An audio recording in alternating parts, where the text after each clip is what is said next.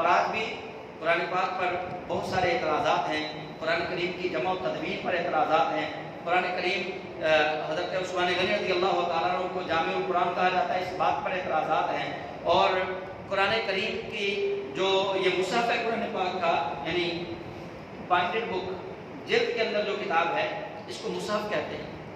تو اس کو مصحف عثمانی کہتے ہیں، جو ہمارے پاس یہ کتاب ہے اس کو مصحف عثمانی کہتے ہیں، یعنی وہ قرآن پاک کی جلد، یعنی وہ قرآن پاک کی کتاب جس کو ایک جلد میں حضرت عثمان غنی رضی اللہ تعالیٰ عنہ نے بنایا، ایک کتابی شکل دی۔ تو قرآن پاک کی جمع و تدوین کے بارے میں مختصر سی میں گفتگو کروں گا، اس کو سمجھ لیجیے کہ نبی پاک صلی اللہ علیہ وسلم آپ نے قرآن پاک کو اس طرح کی کتاب کی شکل کیوں نہیں دی؟ یہ یہود و نصارہ کا سب سے بڑا اعتراض ہے، اور شیعہ کے اندر بھی کچھ شیعہ کے فرقے ہیں جن کا یہ اعتراض ہے کہ اگر یہ کتاب جو یہ ترتیب ہے اگر کہ محمد صلی اللہ علیہ وسلم کی ہے، انہوں نے اپنی زندگی میں پھر اس کو کتابی شکل کیوں نہ دی؟ جو کام پیغمبر نے نہیں کیا وہ تم کیوں کرتے ہو؟ جو کام محمد صلی اللہ علیہ وسلم نے نہیں کیا وہ ان کے صحابہ نے کیوں کیا؟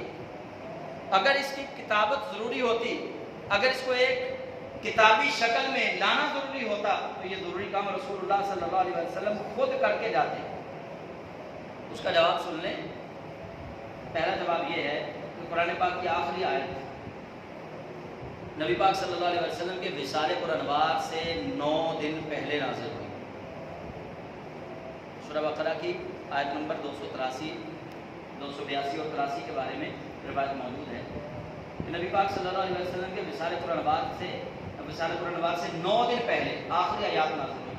اور پھر اللہ کے حبیب علیہ السلام علیل تھے، آپ بخار کو شرف بخش رہے تھے اپنے جسم مبارک سے مس کر کے، کہ بخار کو بھی یہ شرف ہو جائے کہ وہ رسول اللہ صلی اللہ علیہ وسلم کے جسم اقدس کے ساتھ مس ہوا ہو۔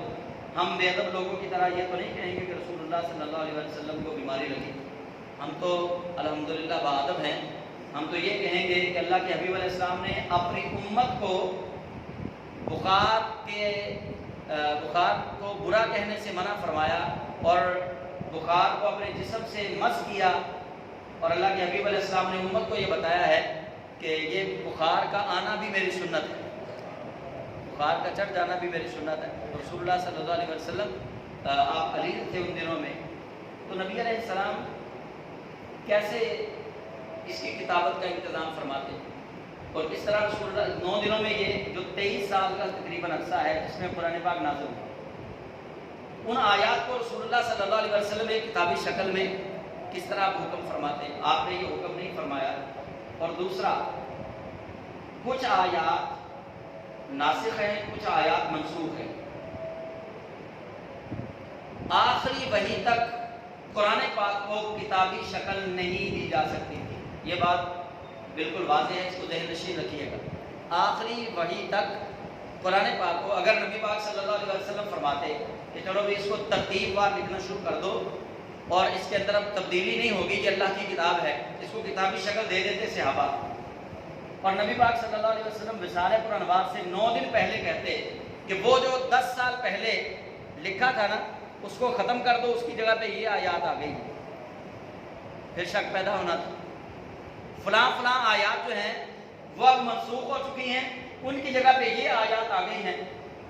اب پتہ نہیں جس کو نبی پاک علیہ السلام کتاب قرار دے دیتے وہ پھر پتہ نہیں کس کس ملک میں کس کس بستی میں چلی جاتی، اس طرح اس کو بدلنا، وہاں ناسخ آیات کا درج کرنا بڑا مشکل کام تھا۔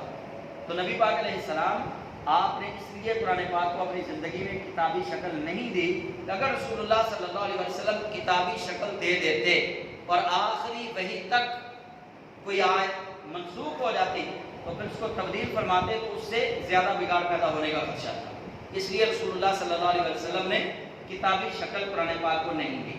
ہاں البتہ یہ بات کتب حدیث میں متفق علیہ روایات کے ساتھ موجود ہیں کہ نبی کریم علیہ السلام جیسے ہی قرآن پاک کی کوئی آیت نازل ہوتی، اللہ کے حبیب علیہ السلام اس کو اس مضمون والی آیات کے ساتھ اٹیچ کرنے کا صحابہ کو حکم دیتے تھے۔ جیسے آپ دیکھیں گے کہ سورہ مائدہ کی آیت نمبر 3 کا ایک حصہ ہے الیوم اکملت لکم دینکم واتممت علیکم نعمتی ورضیت لکم الاسلام دینا، یہ پوری آیت نہیں ہے، جو میں نے پڑھی ہے الیوم اکملت لکم، یہ پوری آیت نہیں ہے، ورضیت لکم الاسلام دینا تک پوری آیت نہیں، پوری آیت بڑی ہے۔ جب آپ پیچھے سے پڑھیں گے تو آیت بڑی ہے، لیکن خطبہ حجۃ الوداع کے موقع پہ صرف یہی حصہ نازل ہوا، اتنا حصہ بس ایک نازل ہوا۔ اللہ کے حبیب علیہ السلام نے فرمایا اس کو سورۃ المائدہ کی آیت نمبر 2-3 کے ساتھ شامل کر دو۔ اور اس طرح آپ دیکھیں گے کہ ترتیب کے لحاظ سے سورہ علق اقرأ بسم ربک الذی خلق یہ پہلی سورت ہے، اور ترتیب کے لحاظ سے سورہ فاتحہ بعد میں نازل ہوئی۔ ایک ترتیب کی 2 قسمیں ہیں، یہ میں پہلے بھی بتا چکا ہوں۔ ترتیب کی 2 قسمیں، ایک ترتیب ہے نزولی، نازل ہونے والی ترتیب، اور ایک ترتیب ہے توقیفی، یعنی قرآن پاک کو جو وقفے سے قرآن پاک کی ترتیب لگائی گئی۔ ترتیب نزولی اللہ کے حکم سے ہے، اور ترتیب توقیفی رسول اللہ صلی اللہ علیہ وسلم نے اللہ کی رضا اور خوشنودی کے تحت آپ نے وہ ترتیب لگوائی۔ 2 ترتیبیں ہیں قرآن پاک کی۔ تو سورہ علق ترتیب نزولی کے اعتبار سے پہلی سورت ہے، اور سورہ فاتحہ اس کے بعد والی سورت ہے، لیکن نبی پاک علیہ السلام نے سورہ فاتحہ کو پہلے درج فرما دیا، صحابہ کو کہا، اور سورہ علق کو 96 نمبر سورت کے طور پہ درج فرما دیا گیا قرآن پاک میں۔ نبی پاک علیہ السلام نے مضامین جو ہیں ان کی ترتیب اپنی زندگی میں لگوا دی۔ صحابہ کیا کرتے تھے، جیسے جبریل امین قرآن پاک کی آیت لے کر آتے، نبی کریم علیہ السلام اس کے اندر کوئی بخل نہ کرتے، کوئی کنجوسی نہ کرتے، اس کو کسی آیت کو چھپاتے نہیں تھے۔ اللہ کے حبیب علیہ السلام صحابہ کو سنا دیتے۔ اب جو صحابہ تھے وہ سنتے، جس کے پاس کپڑا ہوتا وہ کپڑے پہ لکھ لیتے، جس کے پاس کھجور کے پتے ہوتے وہ کھجور کے پتوں پہ لکھ لیتے، جس کے پاس اونٹ کے شانے کی ہڈی چوڑی ہڈی ہوتی ہے وہ اس ہڈی کے اوپر لکھ لیتے، جس کے پاس کوئی پتھر ہوتا ہے وہ پتھر پہ لکھ لیتے۔ الغرض جس کو جو چیز میسر آتی وہ اس پہ ان آیات کو لکھ لیتا۔ بہت سارے صحابہ نے، جن میں حضرت علی المرتضیٰ شیر خدا رضی اللہ تعالیٰ عنہ آپ کا مصحف ہے، حضرت عبداللہ بن مسعود کا مصحف ہے، اما عائشہ صدیقہ رضی اللہ تعالیٰ عنہ کا مصحف ہے، حضرت زید بن ثابت رضی اللہ تعالیٰ عنہ کا مصحف ہے، حضرت خزیمہ 2 گواہیوں والے صحابی رسول ان کا مصحف ہے۔ بہت سارے صحابہ نے اپنے اپنے گھروں میں رسول اللہ علیہ السلام سے سن کے قرآن پاک کی آیات کو ترتیب سے لکھا ہوا تھا، لیکن کتابی شکل نہیں تھی۔ عرب کا حافظہ بڑا مشہور ہے، عرب کے لوگ جو ہے وہ تاریخ دان تھے، ان کو جب بھی کوئی واقعہ بتایا جاتا تو وہ اس کو لکھتے۔ تو اسی طرح قرآن پاک کی آیات جیسے ہی نازل ہوتی وہ تاریخ بھی لکھ لیتے، واقعہ بھی لکھ لیتے، اور قرآن پاک کی اس آیت کو بھی لکھ لیتے۔ قرآن پاک اپنی اسی شکل کے اندر رہا، کتابی شکل میں نہ آیا۔ زمانہ آ گیا خلافت سیدنا صدیق اکبر رضی اللہ تعالیٰ عنہ، حضرت ابوبکر صدیق رضی اللہ تعالیٰ عنہ کے زمانے میں بھی قرآن پاک ویسے ہی رہا لوگوں کے گھروں میں۔ ختم نبوت کا مسئلہ اٹھا اور مسیلمہ کذاب نے نبوت کا جھوٹا دعویٰ کر دیا۔ جب اس نے نبوت کا جھوٹا دعویٰ کیا، حضرت ابوبکر صدیق نے یمامہ کے میدان میں صحابہ کو بھیجا۔ اب جب صحابہ وہاں پہنچے، لڑائی ہوئی، اس کے جنگ یمامہ میں بہت سارے حافظ قرآن صحابہ شہید، مختلف روایات ہیں۔ ایک روایت میں 12,000 حافظ قرآن صحابہ وہاں شہید ہو گئے۔ تو جب وہاں اتنی تعداد میں صحابہ شہید ہوئے تو حضرت عمر رضی اللہ تعالیٰ عنہ نے جنگ یمامہ کے بعد حضرت ابوبکر صدیق کو دیا مشورہ۔ آپ نے فرمایا کہ اب ضرورت ہے کہ قرآن کریم کو ایک کتابی شکل دے دی جائے، کہیں ایسا نہ ہو کہ صحابہ کرام جن کے سینوں میں قرآن ہے وہ جنگیں لڑتے لڑتے شہید ہو جائیں اور قرآن پاک کو ہم ایک کتابی شکل نہ دے سکیں۔ اس میں امت کا وسیع تر مفاد ہے۔ اگر وہ صحابہ شہید ہو گئے تو ہمیں پھر مشکل پیش آئے گی، کہیں ایسا نہ ہو کہ کوئی ایسا شخص اٹھے جو صحابی نہ ہو، اور ایسا شخص اٹھے جو عادل بھی نہ ہو، ایسا شخص اٹھے جو سچا بھی نہ ہو، ایسا شخص اٹھے جو دھوکہ اور فراڈ اور فریب کے اندر ماہر ہو۔ فرمایا کوئی ایسا شخص اٹھ کے دعویٰ کر سکتا ہے کہ میرے پاس قرآن موجود ہے، فرمایا اس سے بہتر ہے کہ کوئی اور دعویٰ کرے۔ آپ ابھی صحابہ زندہ ہیں، جن صحابہ کے پاس قرآن پاک موجود ہے انہیں بلائیے اور قرآن پاک کو ایک ترتیب دیجیے، ایک کتابی شکل جو ہے قرآن پاک کو وہ دیجیے۔ حضرت ابوبکر صدیق نے پہلا جواب دیا، آپ نے فرمایا کہ میں اس قرآن کو اسی شکل میں رکھوں گا جس شکل میں رسول اللہ صلی اللہ علیہ وسلم نے رکھا، میں اسی سنت پہ اس کو رکھوں گا، میں اس میں تبدیلی نہیں کروں گا۔ لیکن بعد میں صحیح بخاری کے اندر جو روایت ہے اس کے اندر سیدنا صدیق اکبر رضی اللہ تعالیٰ عنہ کا قول ہے، آپ فرماتے ہیں کہ پھر اللہ نے میری شرح صدر فرمائی، رب تعالیٰ نے میرا سینہ کھولا اور میرے ذہن میں یہ بات آ گئی کہ واقعی قرآن پاک کو کتابی شکل میں لکھنے کے اندر برکت ہے اور امت میں اتحاد ہے۔ آپ نے پھر حضرت زید بن ثابت رضی اللہ تعالیٰ عنہ جو سب سے زیادہ وحی لکھتے تھے ان کی ذمہ داری لگائی، بڑے امین تھے، عادل تھے، جب ان کی ذمہ داری لگائی تو حضرت زید بن ثابت رضی اللہ تعالیٰ عنہ کہتے ہیں اگر حضرت ابوبکر صدیق مجھے کہتے ہیں نا کہ فلاں پہاڑ کو اس کی جگہ سے اکھاڑ کے کسی اور دوسری جگہ پہ لے جاؤ تو میں اس پہاڑ کو اکھاڑ کے دوسری جگہ پہ لے جانا اپنے لیے آسان سمجھتا، وہ کام میرے لیے آسان تھا، یہ کام میرے لیے بہت مشکل ہے کہ میں اللہ کی کتاب کو کتابی شکل دوں۔ یہ ڈر ہے، یہ خوف ہے صحابہ کے اندر۔ اور پھر دیکھیے میں آپ کو اگلی بات بتا دوں، کیونکہ وہ پہلے کفار و مشرکین الزام لگا چکے تھے کہ یہ قرآن جو ہے یہ شاعروں کا کلام ہے، نبی پاک علیہ السلام کو وہ شاعر کہتے تھے، نعوذ باللہ۔ اب بھی جو قرآن جلانے والے ہیں یا قرآن کی توہین کرنے والے ہیں ان کے وہی الزامات ہیں جو اس وقت کے یہودیوں کے الزامات تھے، الزام وہی ہیں ان کے بھی جو پرانے یہودیوں کے الزام تھے۔ وہ بھی قرآن پاک کو اللہ کی کتاب نہیں سمجھتے، وہ اس لیے جلاتے ہیں کہ یہ اللہ کی کتاب نہیں ہے، یہ تو مسلمانوں کی اپنی گھڑی ہوئی نعوذ باللہ کتاب ہے، اس کو تو محمد صلی اللہ علیہ وسلم کے ساتھیوں نے خود سے ترتیب دیا ہے، یہ اللہ تعالیٰ کی طرف سے نازل کردہ ترتیب نہیں ہے۔ ان کے وہی اعتراضات ہیں۔ حضرت زید بن ثابت رضی اللہ تعالیٰ عنہ کو اس کمیٹی کا 7 رکنی کمیٹی تھی یا ایک وقت میں 9 رکنی کمیٹی تھی صحابہ کی، اس کا حضرت زید بن ثابت کو بنا دیا گیا چیئرمین اس بورڈ کا، جو قرآن پاک کو جنہوں نے کتابی شکل میں جمع کرنا تھا۔ قرآن پاک کا ایک نسخہ تھا حضرت خزیمہ کے پاس۔ یہ حضرت خزیمہ کون ہیں؟ جن کی گواہی کو اسلام کے اندر 2 مردوں کے برابر رسول اللہ نے قرار دے دیا۔ اب بھی اگر کوئی عقل کا اندھا میرے رسول صلی اللہ علیہ وسلم کے اختیارات پہ بات کرے کہ اللہ نے اپنے محبوب کو اختیارات نہیں دیے تھے، دین کے اندر رسول اللہ کو اختیارات نہیں تھے، دنیا کے معاملات میں اختیارات تھے، تو یہ اس کی عقل کا فطور ہے، یہ اس کے دل کا فطور ہے، اس کے دل کی بینائی جو ہے وہ اس سے محروم شخص ہے جو یہ کہے۔ نبی پاک علیہ السلام نے ایک یہودی سے سودا کیا اونٹ کا، تو رسول اللہ علیہ السلام آپ نے فرمایا میں پیسے لا کر دیتا ہوں، لیکن بعد میں اس کو زیادہ پیسے ملنا شروع ہوئے تو وہ مکر گیا۔ اس نے کہا جی میرا تو آپ سے سودا ہی نہیں۔ نبی کریم علیہ السلام نے فرمایا جھوٹ نہ بولو اور مجھے جھوٹا نہ کہو، سودا ہوا ہے، تم نہیں بیچنا چاہتے تو نہ بیچو۔ اس نے کہا میرا اگر آپ سے سودا ہوا ہے تو گواہ لائیں۔ حضرت خزیمہ رضی اللہ تعالیٰ عنہ اس وقت قریب تھے، جب سودا ہوا تب قریب نہیں تھے، تب وہ گواہ نہیں تھے۔ حضرت خزیمہ رضی اللہ تعالیٰ عنہ آگے بڑھے، کہنے لگے میں گواہی دیتا ہوں کہ رسول اللہ صلی اللہ علیہ وسلم نے تمہارے ساتھ سودا کیا تھا۔ یہ اس وقت موقع پہ موجود ہی نہیں تھے، ان کے سامنے سودا ہوا ہی نہیں، یہ سامنے ہو گئے، کہنے لگے میں گواہی دیتا ہوں کہ میرے رسول سے تو نے سودا کیا ہے، میرا نبی سچ بول رہا ہے اور تو جھوٹ بول رہا ہے۔ خیر وہ سودا تو طے ہو گیا۔ جب وہ یہودی چلا گیا، نبی پاک علیہ السلام نے حضرت خزیمہ سے پوچھا، فرمایا خزیمہ تم نے گواہی دے دی، حالانکہ تم تو اس وقت موجود ہی نہیں تھے، جب میرا اس کے ساتھ سودا ہوا ہے تم تو اس وقت موجود ہی نہیں تھے، تم نے تو دیکھا ہی نہیں کہ میں نے اس سے بات کی ہے۔ تو حضرت خزیمہ کا جواب سنیے، انہوں نے کہا یا رسول اللہ آپ کے کہنے پہ بن دیکھے اللہ کی ہم نے تو گواہی دے دی، یہ تو بات ہی کوئی نہیں،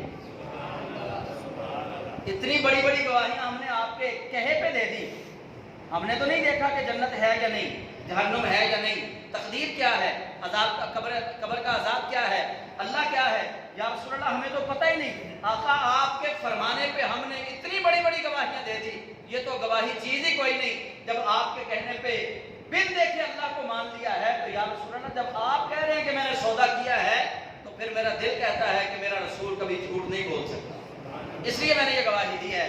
تو نبی پاک علیہ السلام نے بھی پھر اپنی امت کے لیے اصول تبدیل کیا اور اپنے اختیارات کو امت کے سامنے رکھا، فرمایا دیکھ لو اللہ جس کو رسول بنا کے بھیجتا ہے اللہ اختیارات بھی عطا فرما کے بھیجتا ہے، فرمایا سن لو پوری دنیا کے مسلمانوں کی گواہی کسی بھی کیس کے اندر، فرمایا دو مسلمان گواہی دیں گے تو قبول ہوگی، لیکن میرا خزیمہ یہاں جس جگہ پہ اکیلا کھڑا ہو جائے گا اس خزیمہ کی گواہی 2 مردوں کے برابر قبول کی جائے گی۔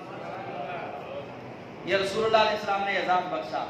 اب قرآن پاک جمع ہونے لگا، حضرت خزیمہ رضی اللہ تعالیٰ عنہ آپ کے پاس جو قرآن پاک کا مصحف تھا نا جو آپ نے جمع کیا ہوا تھا لے کر آ گئے، حضرت زید بن ثابت رضی اللہ تعالیٰ عنہ باقی جس سے بھی آپ گواہی طلب کرتے، مطلب ایک شخص لے کے آیا، اس نے کہا جی میرے پاس یہ آیتیں لکھی ہوئی ہیں قرآن پاک کی، ان کو بھی شامل کر لیں.